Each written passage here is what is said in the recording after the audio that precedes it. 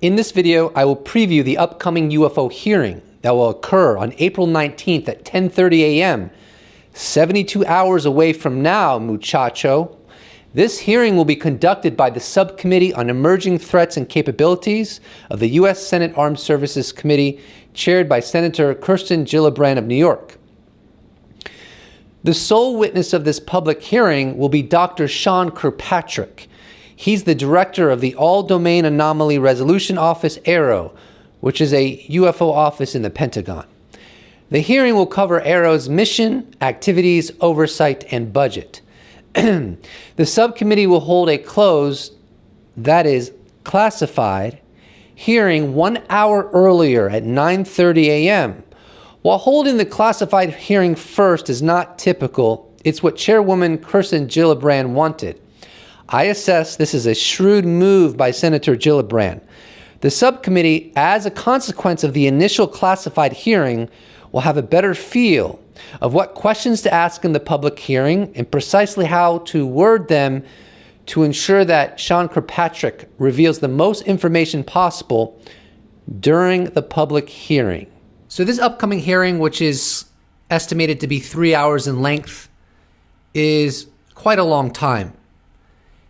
And that gives me a little bit of optimism because now Kirsten Gillibrand and the other senators there are going to have ample time to just keep on going and asking great questions. The prior hearing that occurred on May 17th, 2022 was only around an hour in length. So quite the upgrade. Now my approach with this preview is I'm going to tackle the question,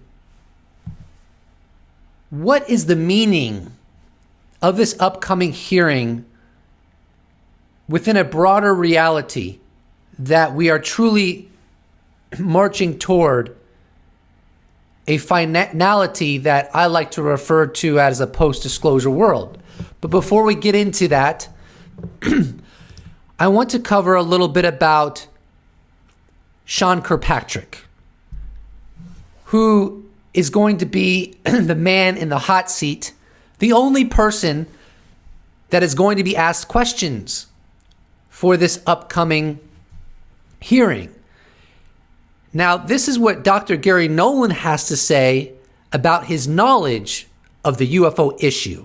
And the information that he's collected, he's probably, I would, and I'm positive about this. I'm in a positive mood about this, that he probably knows almost the most about the phenomenon as anybody else in the world today, in terms of what he's been able to publicly collect. And here from Need to Know Podcast, journalist Ross Coulthart chimes in on what he expects from this upcoming hearing, as well as what he assesses Sean Kirkpatrick has been made aware of in terms of whistleblower testimony, if you will. Look, I'm very cautiously optimistic, but I'm not optimistic that we're going to see a breakthrough in this particular hearing, because I'm told that Mr. Kirkpatrick in particular is a person who's reluctant to make public admissions about what I frankly know he has been briefed on.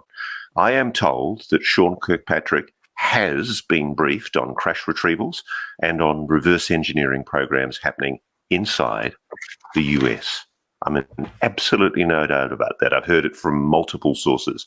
So whether Mr. Kirkpatrick chooses to speak publicly about this is going to be his prerogative, of course. And I suspect what we're going to hear a lot of is, I can't discuss that in this forum. Now, that was interesting. My impression is, even if he's unwilling to broach the testimony he's received from those involved with legacy UAP programs, there's still a lot that he may be forced to answer to that will help push the ball further down the field within this disclosure process. For example, he may be asked, what's the best data we have for this phenomena? How conclusive is it that the phenomena exceeds all known technology or operates in ways that are beyond the physics of our current understanding. I think there's a lot of potential here. However, I will say that Ross Coulthart did say, as I recall, I think he said that he heard that there will be another hearing in June that will be done by the House of Representatives. I think it was June. So this is a process, and I do believe this process will continue to escalate. Now, in the following clip, it gets into the question of what will be the preparation of the members of the Senate that are going to be present for this hearing. And this comes from the Good Trouble Show with Matt Ford. He interviewed Dr. Gary Nolan on April 13th, and it was a really good interview.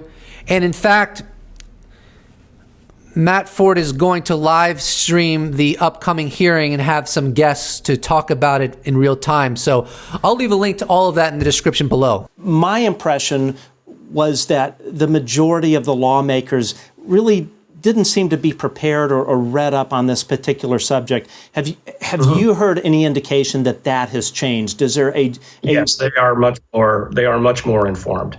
And I think, it relates to your prior question about why now, or what has suddenly changed.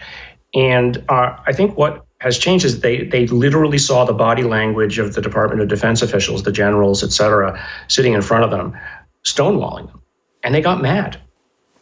And there's nothing that drives human nature more than being told no when you know that the answer should be yes. And so I think that's part of what it is. I think the politicians know that they were lied to, and they've had enough of it, and they're basically starting to put the squeeze on. I have very little doubt that members of the Congress have come to the realization that they've been lied to about UAP. All you have to do is look at the USS Nimitz UFO event series from 2004. As I understand it, either nobody or next to nobody within Congress was informed about that UAP incursion with Commander David Fravor and the other aviators. And as it seems to be turning out, is that this is kind of ubiquitous, because these incursions have happened over and over and over and over and over again over the decades, with multiple sensors recording these incursions, including the human sensor with their eyes, but corroborated with radar, multiple radars sometimes, satellite, and other sensor systems. And yet Congress was never really told about this. And I think there's other indicators that have emerged that have made it obvious they've been lied to, including the witnesses that have come forward under the new legislation, because those witnesses are protected now because of the new legislation talking about legacy UAP programs. So the Congress, as Dr. Gary Nolan was saying, they're done. They're done with being lied to. And that's what is unfolding right now, in my opinion, is the Congress is locked in to eradicate the status quo of how the U.S. government, the Department of Defense, has handled this enigma, which has been keeping our lawmakers, our oversight, out of the loop. Here's another clip from the podcast Need to Know with Bryce Zabel and Ross Coulthart. In this episode, it was right after the May 17th hearing, and Luis Elizondo was their guest. It was quite the historical interview, and it gives a lot of context. A link of it will be in the description below. I highly recommend it. But anyways, in this clip, Luis Elizondo talks about the inevitable contradictions that are emerging because the Department of Defense is lying to the American people. And he talks about how there will be future hearings. And I'll have more commentary, but let's just go right into it. Congress already knows. So this is the kind of the big frustration that you see, like with Representative Tim Burchett. These guys aren't stupid. They already know the truth. And so when DOD comes out and they kind of do this soft sell, they don't realize Congress is painting a box around them. Because the next time and the time after that and the time after that, there's more hearings, which, by the way, I'm thinking there will be. You're going to have more witnesses coming forward. And then they're going to contradict what was just said today, and someone's going to have to be held accountable, or hopefully they have another job by then. So earlier in that clip, Luis Elizondo said, referencing Scott Bray and Ronald Moultrie, which were the two witnesses in the prior hearing, that either A, they're lying, or it's gross negligence. Choose your poison. I don't really care. But the bottom line is, as you just saw in this clip, there will be more hearings, and Luis was 100% correct because we're going into the next hearing, and there'll be no new witnesses. And it's getting really dicey. And that is why there will be, in my opinion, government officials coming forward by the end of this summer that are going to give new testimony about this enigma, and it's going to transform the conversation, and we will literally see this topic differently. It will represent an escalation that is beyond anything we've seen up until this point. I can't prove it, but I've heard this from multiple sources. And why are these people going to come out by the end of summer? Why is the cavalry coming, if you will? Well, that's kind of what this video is about. And we're gonna explore that thread. But at the very minimum, I think it's because they're patriotic. And they don't want to see their country decimated by persisting with lies of this magnitude, where we're into this madness for over 70 years.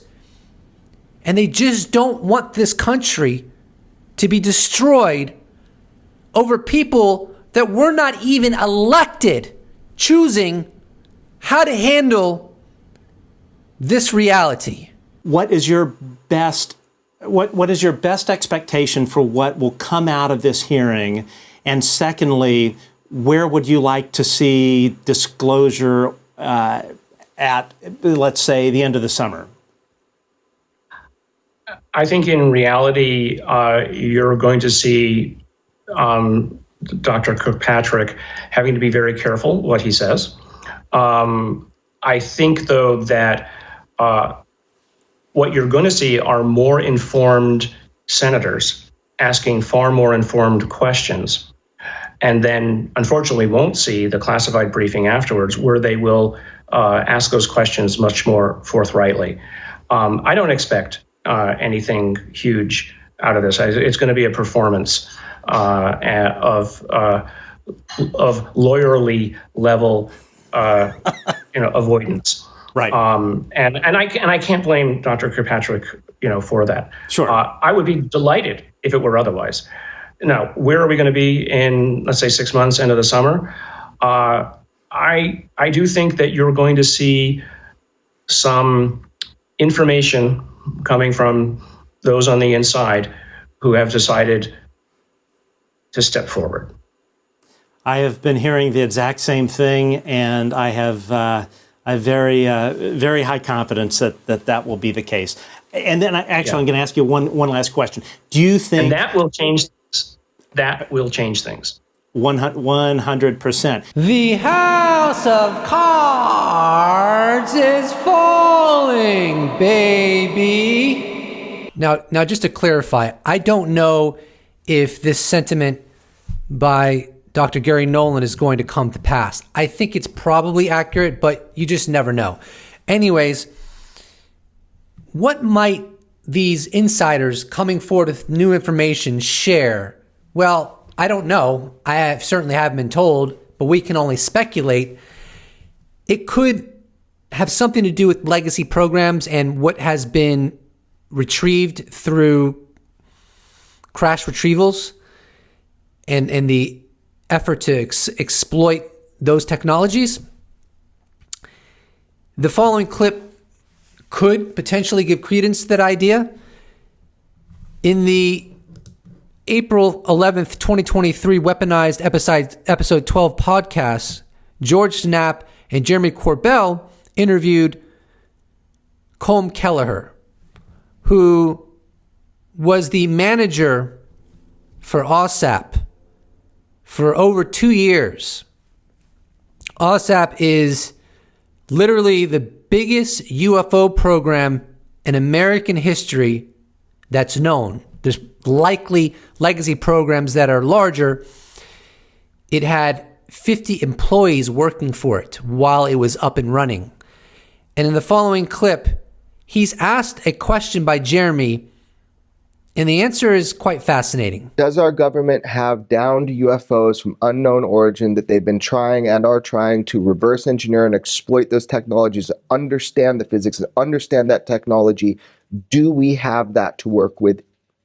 I can't talk about that, but the answer is yes. Later, Kelleher discusses the impact such a revelation would have on humanity.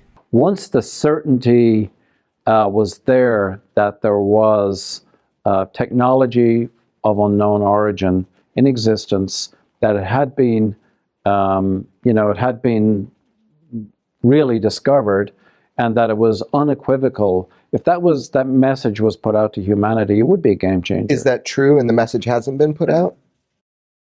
The message hasn't been put out. But is that true?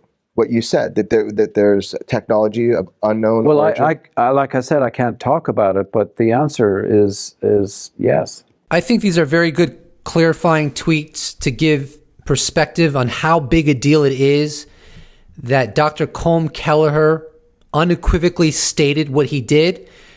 Christopher Sharp of Liberation Times wrote, "I have corresponded with Colm on numerous occasions, and he has always been very guarded. For him to go this far is huge."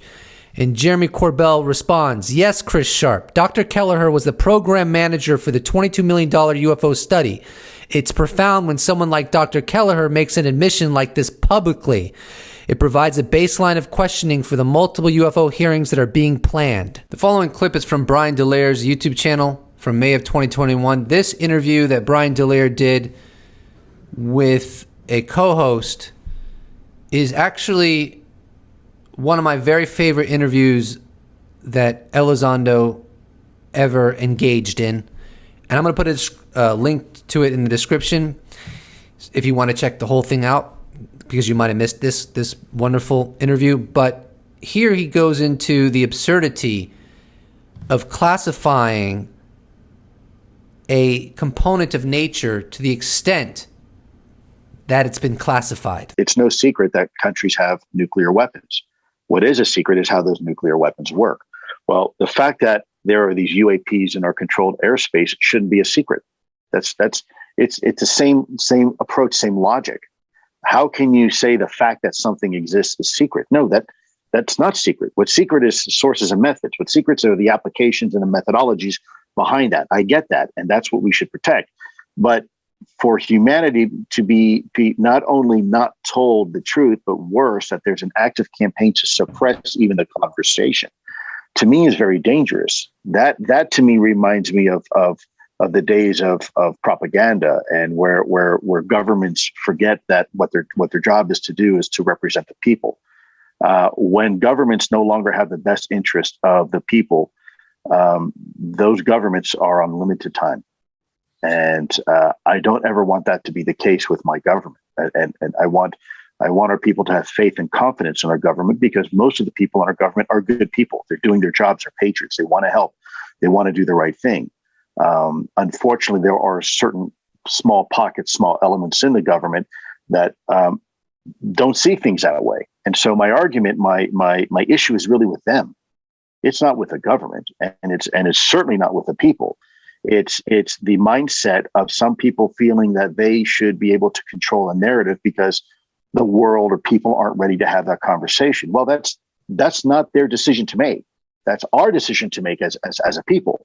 And to me, that subverts, it perverts the very institutions that we have established to reflect our interests and benefit us. And so that's where my issue lies. Now, what Luis Elizondo described in that clip, to me, falls under the umbrella of tyranny. According to dictionary.com, tyranny, arbitrary or unrestrained exercise of power, despotic abuse of authority, oppressive or unjustly severe government on the part of any ruler, undue severity or harshness, a cruel or harsh act or proceeding, an arbitrary, oppressive, or tyrannical action. I do think we as a civilization, we as a people are being oppressed because a very fundamental component of our reality is being insulated from everyone but a very tiny minority that are making decisions that are not serving the public because the public wants to know, but are serving their insulated aims and interests that are not representative of the people. To me, that's just classic tyranny. And that's what the truth embargo or cover up, whatever terminology you want to use, represents. There's no need at this point in the game, if you will, to classify something that's been with us maybe forever. And one of the biggest problems of insulating this reality from the public is it's going unsolved. Now, I mean, some people believe the government has come to a lot of conclusions about the phenomenon. I'm not one of those people. I don't think there's any justification to assume that. Such an assumption would need a lot of evidence. There's not a lot of evidence pointing in that direction. It gets real complicated when what you're dealing with can be 50,000 years ahead of you, right? If it doesn't want you to have good intelligence on it, you're not going to have good intelligence on it, right? Or if its inherent nature makes it difficult to get good intelligence on it, then it's going to be very difficult, right? However, if the whole world was awakened to this reality, well, obviously we'd be in a much better position to understand what's going on and to apply what we learn to our civilization so that we could collectively benefit from it, as opposed to it being meticulously insulated from the rest of the world, which is highly problematic. Now, the former manager of ALSAP, Dr. Colm Kelleher, chimes in on this on Weaponized. Colm, you've been at this a long time. Is it solvable? Do you solve these mysteries? Do you get some answers while you're still on this side of the mortal plane? I think the more people that start thinking about this and the more data that's available, I think the better the chances are that we are capable of solving this. I don't know the answer to that, but I think it's certainly fun trying. I'm going to get close to ending this video with a clip from Need to Know with Ross Coulthart and Bryce Zabel from the May 17th, 2022 interview where they had Luis Elizondo on their show right after the hearing. Ross Coulthart asks Luis Elizondo, is Sean Kirkpatrick a good head of the UFO program?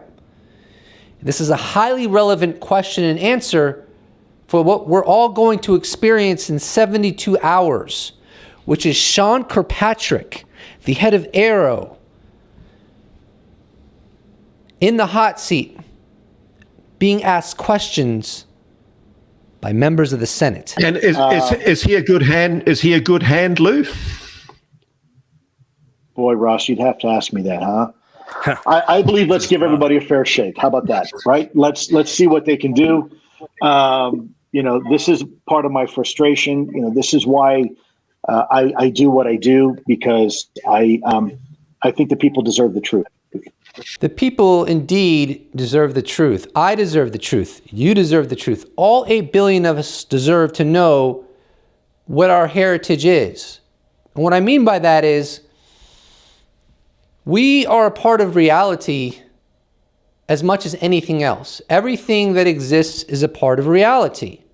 So why should we not know about what we are a part of? That doesn't make any sense. Please do not forget to subscribe.